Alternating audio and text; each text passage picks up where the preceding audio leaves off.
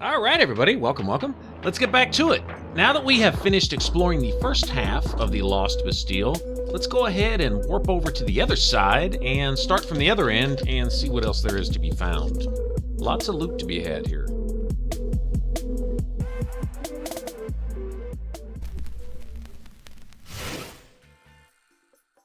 Alright, we're here in the section called, I believe it's the Servants' Quarters, alright? And we want to get back there to the holding cells. I believe it's what it's called. Alright, it's essentially where you would get dropped off by the ghost ship coming from No Man's Wharf. Alright, and you'd hit this bonfire. It's in one of these, well, holding cells. Come up here. We will meet another Heidi Knight and go ahead and make friends with him real quick. You can see up there that fog door will be leading down to the Lost Center. We will get there eventually. We have much to explore on the way there. Many secret doors to uncover, things of that nature. Okay, normally I can poise break this guy with 2 hits. I hate how he's able to spam that crap. The guy hits really, really hard. Okay, I'm running. I'm running. He's trying to rape my face. I'm out of here. He has, I hate to take advantage of the poor AI here, but he has somewhat of a cutoff point there, as do many of the enemies in Souls games.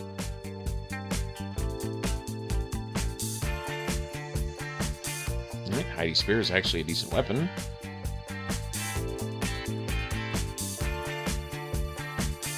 I'm gonna go ahead and get this guy out of here now. You can also go down there and break that thing that he's standing on. You only have to hit it a few times and get him to drop. And there's also a few random dogs down there to deal with. No real big deal.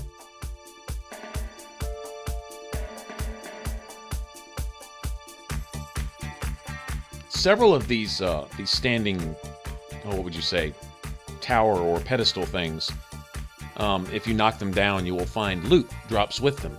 In fact, there's one like that right down here.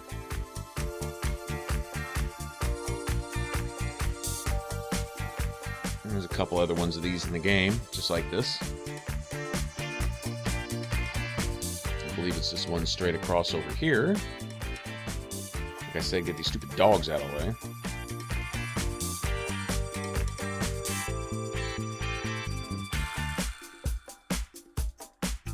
Alright, we'll be going through that door in a minute, but first let's knock this down, right?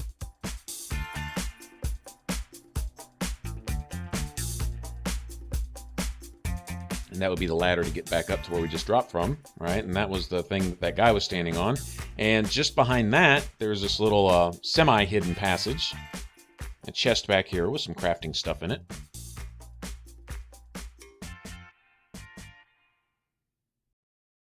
Oh, sweet. And an Estus flask shard, right? That will increase our Estus flasks whenever we make it back to Majula. And I believe that's pretty much it for down here. I'm going to go open this door, and this will lead back to the blacksmith.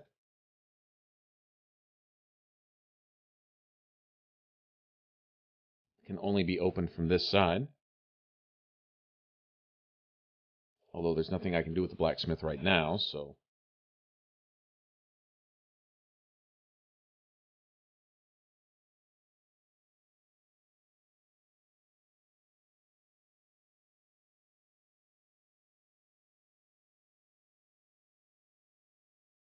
All right, now we'll see that key that we grabbed in that chest behind that first room. On the other side, when we got dropped off by the crow, or the eagle, or whatever that was that carried us here, from the Cardinal Tower. Okay, we went through that room full of dogs, and out back, there was a chest with the, whatever it was called, some kind of key. Anyway, it is for some doors down here in this first area. Now, there are some other locked doors, which we'll find as we go along, which require a key from the Gargoyle Bell Tower.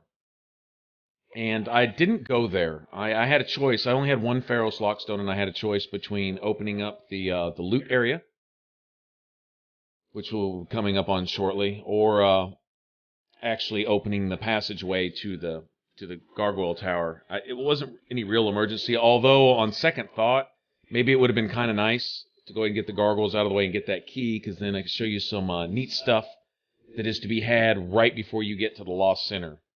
We'll find a few locked doors there, and yeah, well, it's, 6 of one, half dozen of another. It's not that I can't go back down there later once I do get that key and go grab that stuff should I really want it.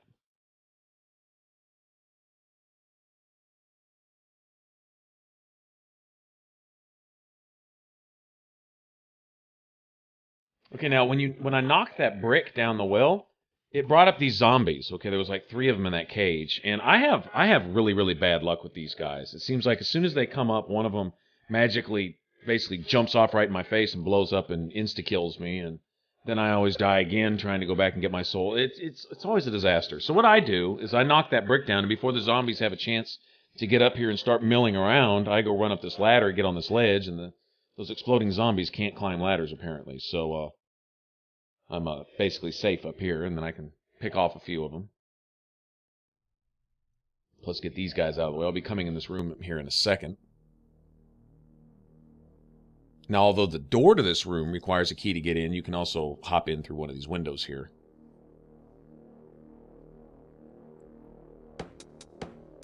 There should be one more zombie running around, and the last one you kill will drop a set of armor. One of the first Dark Souls sets of armors. I'm trying to remember which one it is. There we go, the Wanderer set. All right, so if you like the Wanderer set, there you go. Get an entire set of it. All right, now come in here, and there's a secret door here. All right, this one's kind of special. It has to be actually blown up. I believe if you have an Ultra Greatsword, I don't know if it needs an enchantment on it or something, but if you have an Ultra Greatsword, I believe you can possibly get through this. Or maybe the Moonlight Greatsword with a Magic Blast. You might be able to knock a hole in this wall without these explosive barrels. But the barrels are there conveniently that if you hit them with any kind of fire, they'll blow up for you.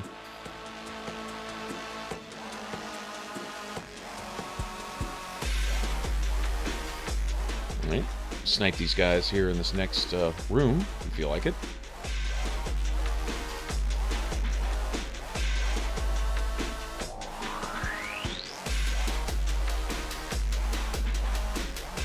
Right, if you've ever seen anybody running around with that big cleric's robe, that's what that is, the Archdrake robes, actually have really decent stats. Really good defense all the way around. Physical defense, magic defense, all that kind of good stuff. Actually a decent set of armor. Doesn't give you any poise, I don't believe, but does offer good stats, and it doesn't weigh much. I've seen a lot of players wear that, so it's a good piece of armor, actually. I believe protection per weight ratio is really, really good. And it looks kind of cool, especially if you're a cleric. You can play a faith build. That twin blade is a neat weapon. Once you get the hang of it, thing is, it has a really, really low durability. Now we will find a ring that kind of compensates for that. It's they call the Ash Knuckle ring. We'll be finding that shortly. Notice here I decided to spend my my 1 lockstone on this. I'll be getting some more lockstones pretty soon, so if I find any places where I need them, I can always come back to that. But this opens up 2 doors. One leads to a passage, and the other one leads to this chest. And another soul vessel. So now I'm able to respec and go do everything I need. Once I get enough points where I can disperse them between my intelligence and my faith and get them both to either... I think it's 20. I think to talk to all of the magic merchant / teachers, you need your intelligence and your faith at 20, and then you can go talk to all 3 of them. But anyway, I'll want to go do that all at once. Once I've spoken to them, they're available for the rest of the game, and then I can go respec back to my build. And so it's a little bit of an inconvenience. You know, I have to go back and respec twice, but I mean, there's a bonfire right there by the witches. You can just travel there. Respec, travel there, and respec back, and you're done. One thing I need to be careful of, though, is once I respec to intelligence and faith to go talk to the guy in No Man's Wharf out there on the pier, I'll have to remember that everything I was doing with my character I'm not going to be able to do. It's probably not even use the weapons I'm using or my bow, because everything will be in intelligence and faith, and I'll have to go in there bare bones with some piece of crap weapon and work my way to that guy just to talk to him. Then I can homeward bone and get out of there, but I've had a little problems with that before, because I go in thinking, oh, I can make it to this guy. I had no problem before, but I didn't realize that when I went in, I'd respect, and all the stats that I had up to use my weapons weren't there anymore, and so I wasn't able to use my stuff. And I had to run in through there with, I don't remember what it was, a broken thief sword or something. It was just some garbage. Yeah, it was interesting. Kind of fun, though.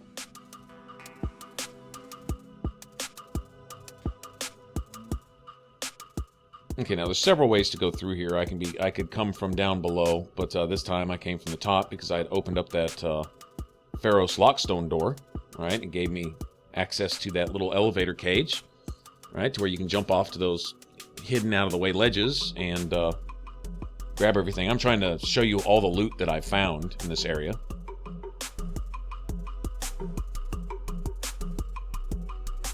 This is the one where once you open this door, you know, you go through and you say, oh, secret area, and then you're like, oh, what's this? Another dead end. And then there's this other door, and it's like really well hidden.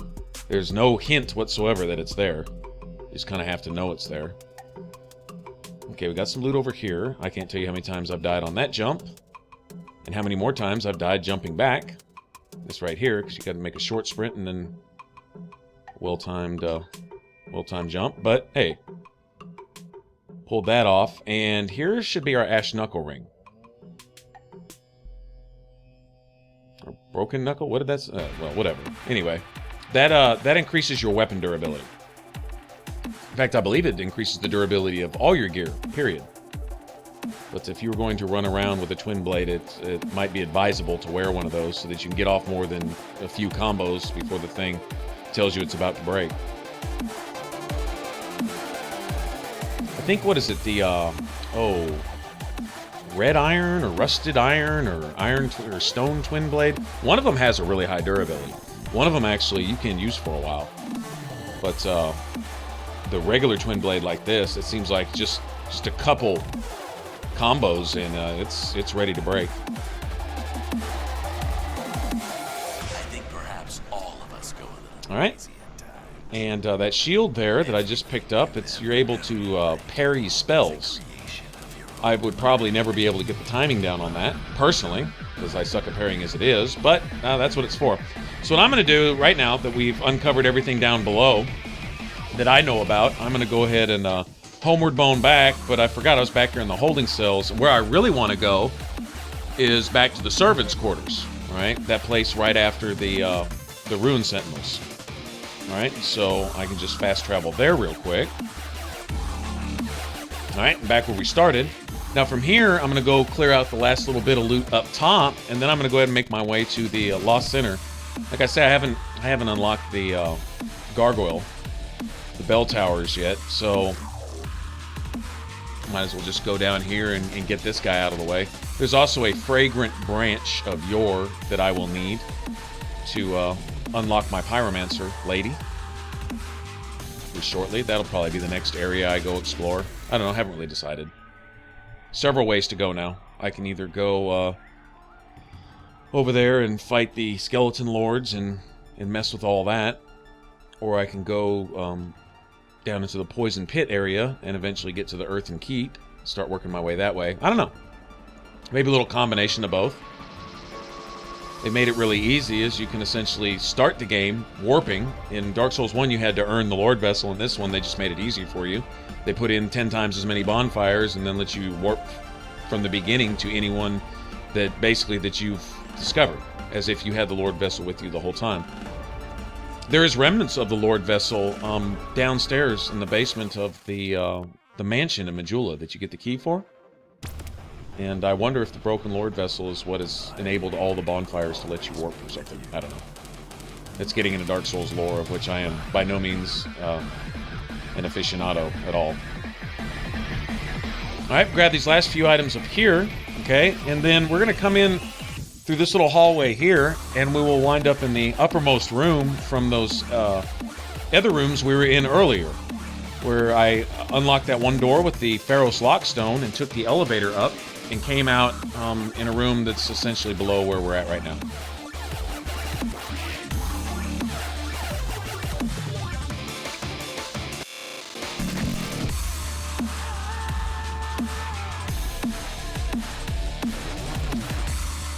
Now this can be tricky. The trick to this, for me coming through here by myself, is to time it right. Kill these guys in order. It's nice to have a weapon that you can one-hit them with. All right, get the standing one first. He'll be the first to react. Then the one to his left, or the one to his right, to our left. All right, and then the one at the very back, get him last. And that doesn't give them time to get up and aggro and jump on you and blow you up and stuff. These guys aren't near as deadly as the ones downstairs. All right, recognize this room with all the broken jars, and this is where we went to discover those secret doors not too long ago. We just came from a different direction, that's all. Like I say, you can get to the same room from up top like we just did just now and work your way down. But the one room with the chest with the soul vessel in it, that is only attainable with the Pharaoh's Lockstone. I still say in hindsight that really maybe I ought to have unlocked the gargoyle bell tower instead, but too late now. It doesn't really matter. Okay, and this leads to that elevator. So we'll know exactly where we're at. See, we've already cleared all that out.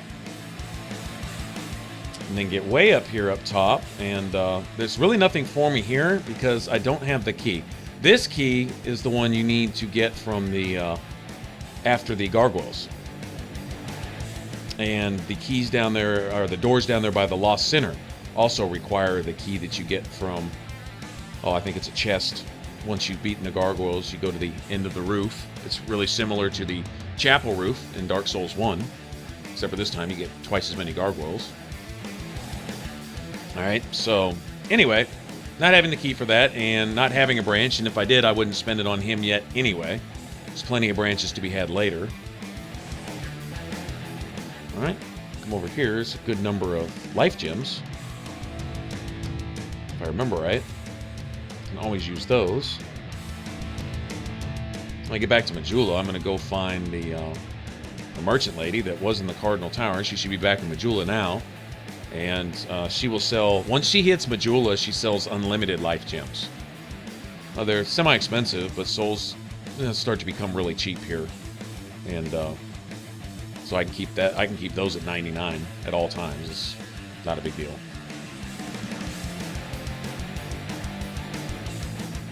Now these guys will fall if you're patient. And land on your face.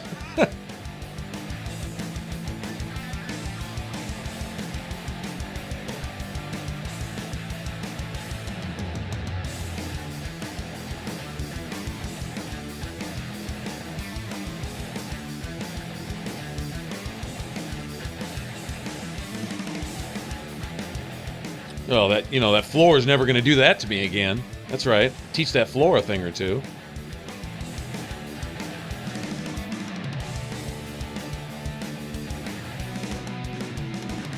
The ability of those crossbow bolts to stun, as well as take off a good chunk of health, is a little overpowered.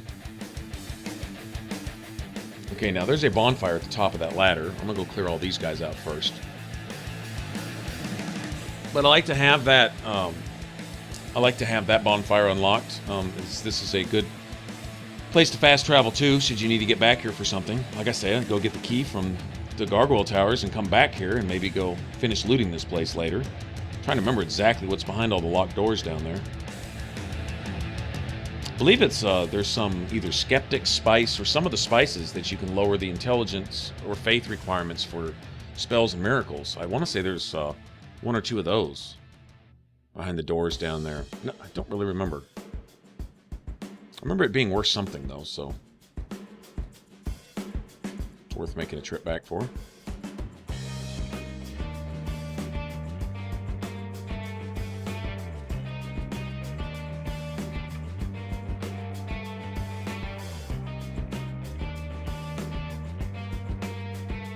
right, more life gems. Like I said, I want to go unlock that bonfire. This tower is essentially cleared out. And right in here somewhere, either just in that room to the right before I came up the ladder, or up here by the bonfire is a great place to leave a sign too. Lots of people come through here looking for help. It's a good place to have help. There's some enemies down here which are much easier to deal with 2 people.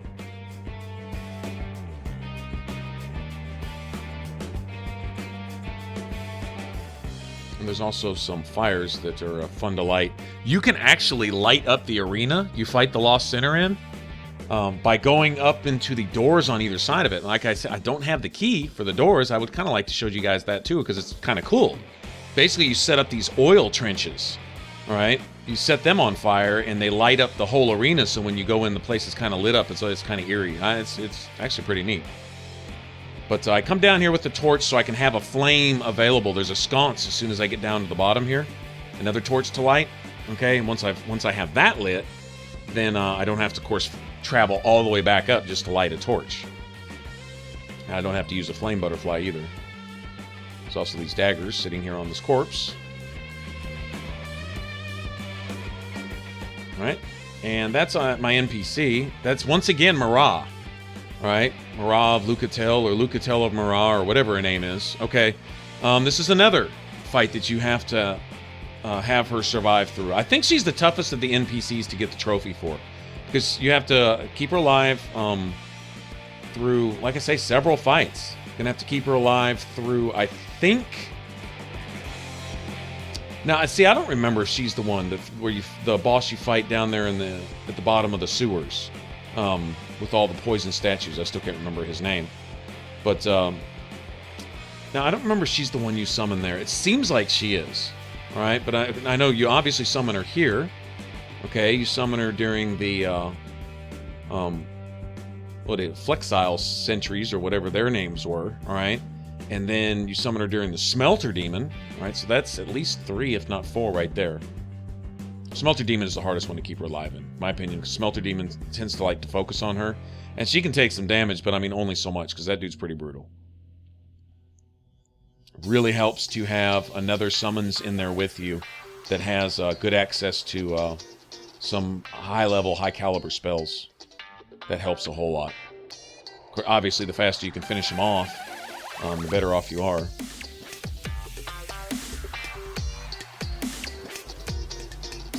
Another thing about that stupid Smelter Demon is once he catches himself on fire, where he's doing an AoE effect, well, Lucatel, or whatever her name is, she's going to basically stay on him the whole time. She's not a coward, but she's not real smart either, and she will stand right next to him the entire time, taking constant damage.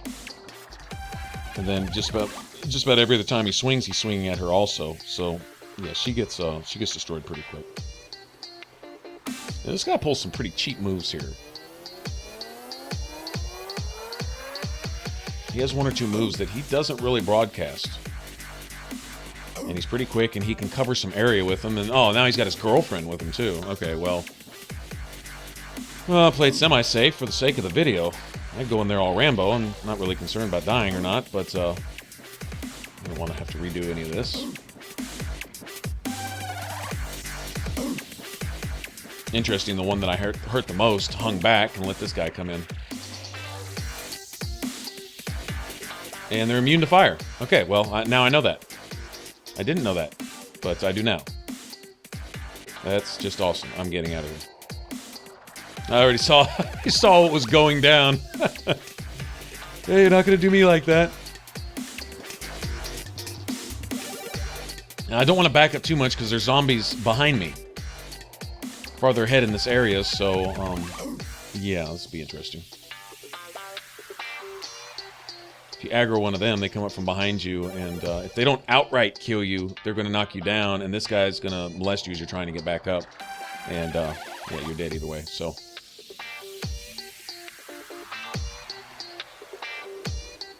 Yeah, cheap. They shouldn't be able to spam those.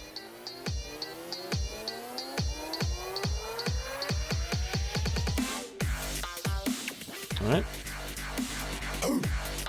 Decent loot. Decent loot down here. I didn't mean to do that. There we go. Where'd this other guy go? Did he fall down the hole when I lifted the elevator up or something? Or did he glitch out somewhere? I don't know. I don't remember receiving any souls for him. So, Yeah, alright, well, whatever. Whatever the case may be, he's out of my hair now. Now, with my dexterity up there and my bow reasonably upgraded right now, I should be able to one-shot these zombies. Which is a must, it's a must-have, because there are times where you can't get off but one shot before they leap on you.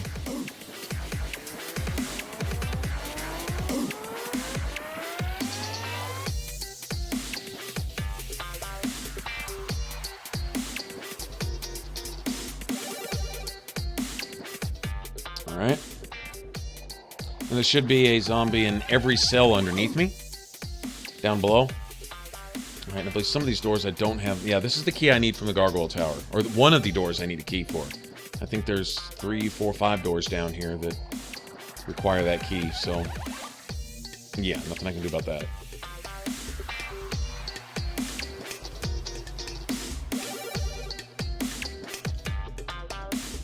You know, as long as I don't aggro these guys out here in the middle, I'm cool. I can just snipe them from here. Shouldn't be any problem.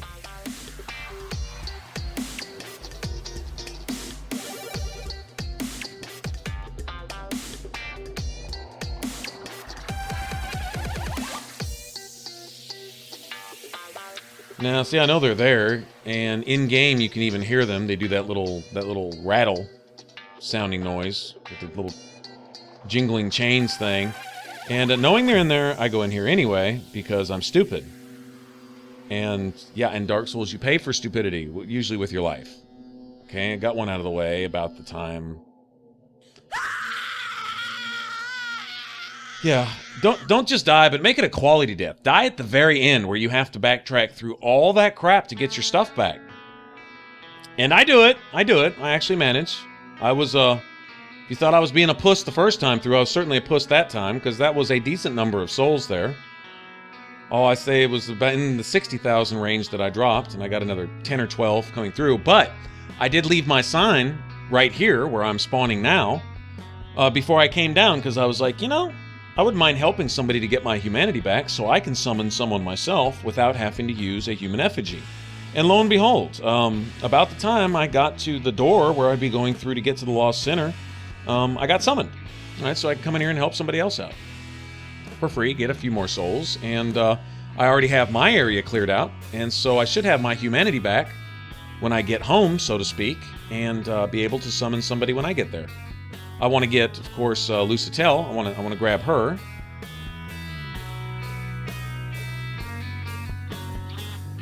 Trying to follow her story out, and Pate as well. Want to follow his story out.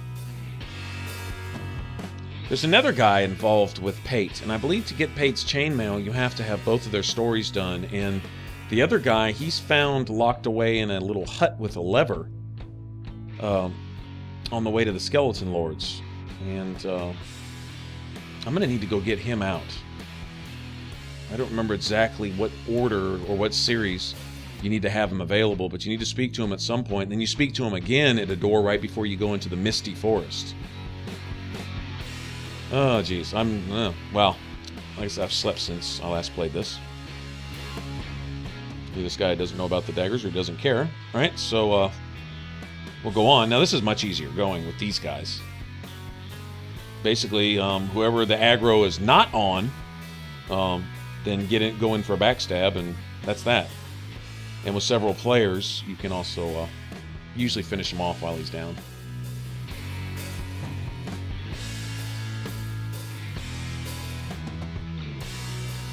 I say much easier with several people.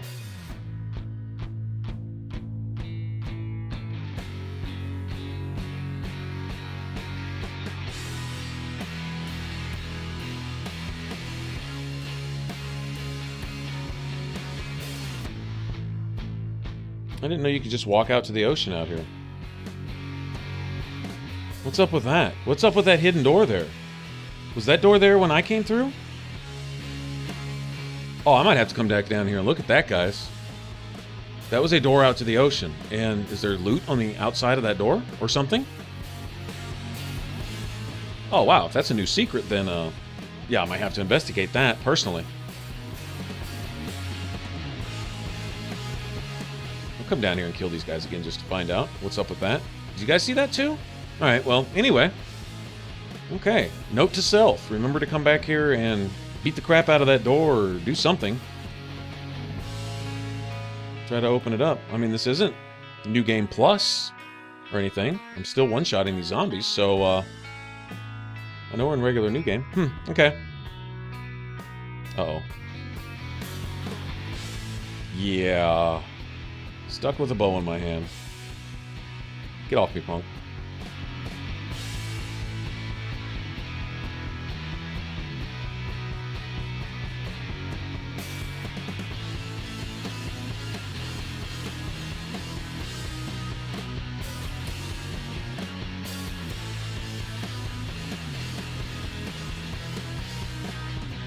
Alright, and another good thing about this, that's another sconce to light, if you want to have a fire available down here. One good thing about this is basically a practice run. I lose nothing if I die here, personally. Guy loses a helper, but I don't personally lose anything. It'd be good to kind of get a feel for this boss before I actually go in doing it myself. I've treated a lot of summons like that. You know, just as kind of a tester to feel something out, get an idea of how an enemy's moveset is, or what kind of weapon he's using, what range he has, what magic to watch out for, yada yada yada. I think he's immune to fire too. Can't really tell. Well, I'm not immune to his sword though. You know, I've had his sword before, and it's not near as effective in my hand as it is in his. This dude knows how to use his stuff. I wish I could fight like that. I'd be owning some stuff. I want to be able to backstep like 15 feet and leap another 15 feet. Yeah, that'd be awesome. He looks really cool fighting though. One thing about Dark Souls, they just have the best bosses ever, man. He has a pretty good health pool too. I mean, you know, this is just New Game. And, you know, I guess none of us are in here necessarily with an overpowered weapon, but still. I mean, he's taking it like a champ, so. Thing is, even though he does broadcast his moves somewhat, he's still relatively unpredictable. And he's one of those where, you know, you have to fight him, you know, several times before you really get a feel for his movesets and stuff.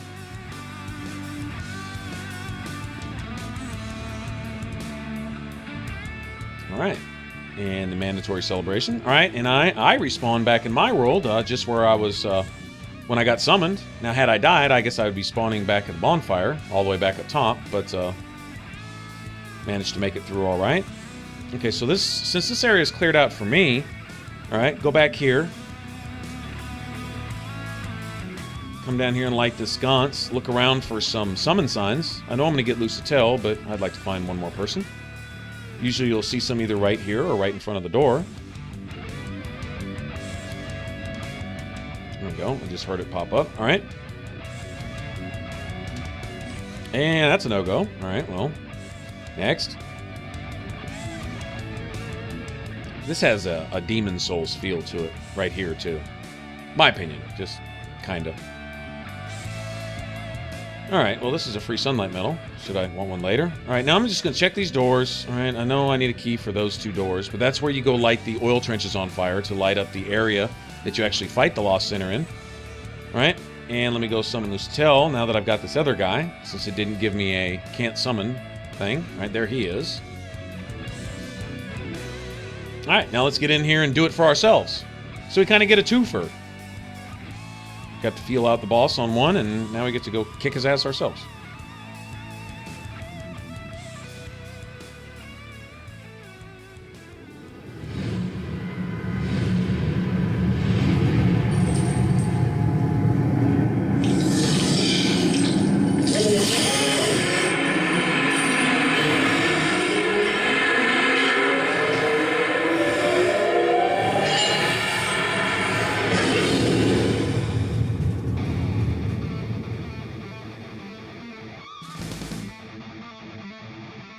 What's up, bro?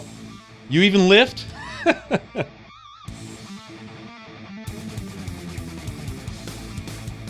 He missed me. He couldn't wait for me to come back. All right. Much the same. And notice his attention on Lusatel a good portion of this fight. He's dedicated to kicking her ass.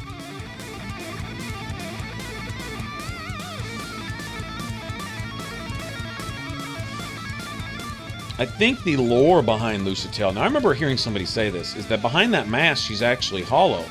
And she's trying to regain her humanity, but apparently she either won't use a human effigy, or doesn't know how, or can't, or something. She's not a chosen undead, so she's not able. I don't know. But apparently she's hollow, and she's trying to regain her humanity, and she's searching for her lost brother while she's here, or something. Anyway, like I say, I've loosely heard something about that. The first gift that she gives you is a human effigy. And then after that, she'll give you a steel protection ring, which gives you physical defense. It's actually a pretty nice ring if you're fighting against someone in melee.